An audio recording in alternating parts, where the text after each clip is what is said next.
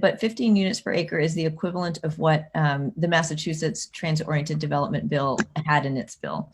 And if you, and I don't want to go back to the screen, but it really, it's not a high rise. It's not a, I mean, I guess if Duquesne wanted to put a single high rise on 1 acre, they could do that. But it does allow for the kind of small scale development that I think you already have in that area.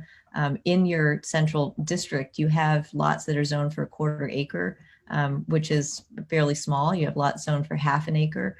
So what the proposal would not require you to put more units than 4 on a lot to satisfy the 15 units per acre. What it means is that the town can't prevent a large lot if somebody happens to have a 1 acre lot in your downtown, which I don't think there is one, looking at just my eyeballing of how the settlement patterns look from satellite. It just means if somebody has a very large lot, that it might, you know, they can't cap that. But again, so it's sort of it's a global cap, but in no lot would there have to be more than 4 units. So. Thank you. So this is I'm really glad I did these screenshots.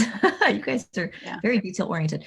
So it's a minimum density of 15 units per acre, at least 50% of the area. Well, I think they said 440, 441. So that's coming back to that minimum 15 units per acre. That is in the TOD provision.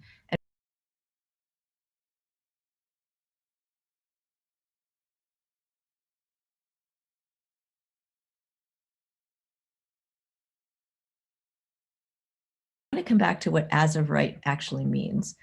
It means able to be approved in accordance with the terms of a zoning regulation and without requiring an individualized public hearing for the individual project.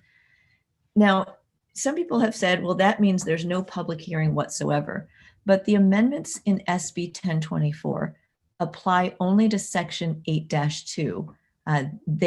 At a public meeting. And typically what happens, as happened in Hartford when we redid our zoning regulations, actually 14 times when I was chair, we amended the zoning regulations. It was always a big public process. We had a lot of public meetings. We met with stakeholders.